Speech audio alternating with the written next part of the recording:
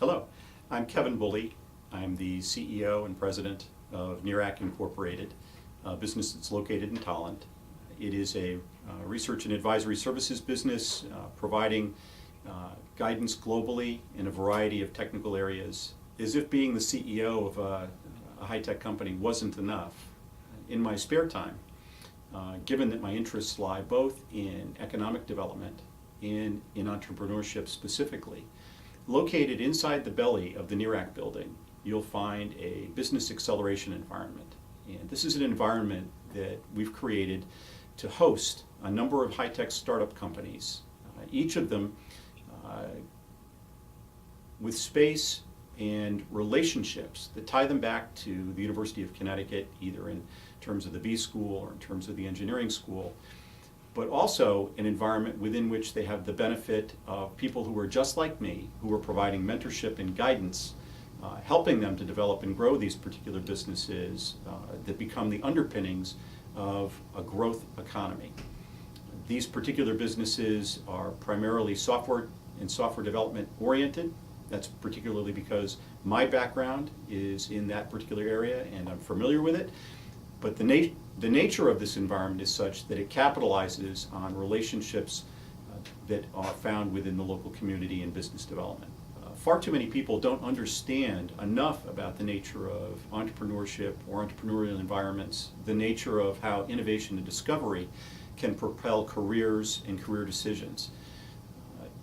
The experiences that you have in this area tend to broaden your horizons and provide you with insights into opportunities that might not otherwise be seen. It is not unusual for folks in an academic environment looking at the nature of their training and their schooling to think that the objective after graduation is to find a good paying job. The reality, though, is that wealth creation and the accumulation of wealth is most likely found in areas where the capital, in effect, is owned by you or being created by you. And generally, that can be found primarily in both innovation and entrepreneurship. So when looking at the nature of how innovation and entrepreneurship come together and are applied, it is in the nature of solving problems, providing a better product or a better service for a marketplace environment in a way that allows you, the entrepreneur, to extract value. In my particular case, I was an average student, B and C student, but who was intent on exploiting a business opportunity. The wealth of talent that is available here, the ability as an undergraduate or a graduate to tap into a network of talent, to exploit new ideas, to explore new opportunities, surrounds you. And I would encourage you to keep your mind and your eyes and your ears open to the kinds of possibilities that excite you. Because with that passion and with the curiosity and the thirst for knowledge will come discoveries that lead you down a path that could be quite remarkable.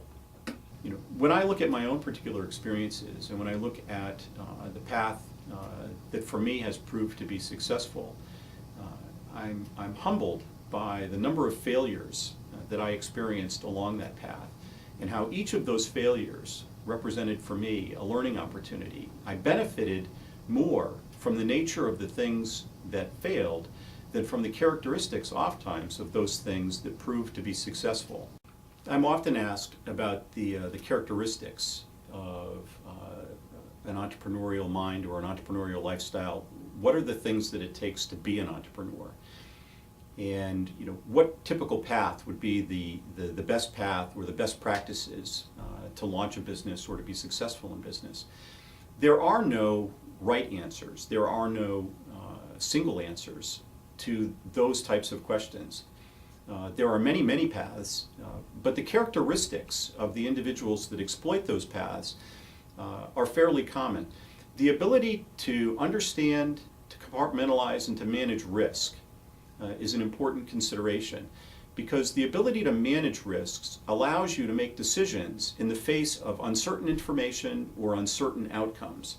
You can't be afraid to fail, and you have to have the willingness to manage that risk so that the things that you learn can be later then folded into other opportunities or other successes that you might wish to seek to explore. One of the other characteristics is an innate curiosity, both about the way things are and an imagination as to the way things might be. Sometimes the nature of exploiting a marketplace opportunity is seeing something that other people have failed to see, even though it was right there in front of them, present for all the world to see all the time. Seeing things that are today characterized as problems or challenges or impasses instead as opportunities, and being able to put your mind to work in divining a solution or in approaching that problem in a way that you can come up with something that makes sense in the marketplace are characteristics of entrepreneurs. The successful entrepreneur, however, isn't someone who necessarily is all things and skilled at all the required elements in a business.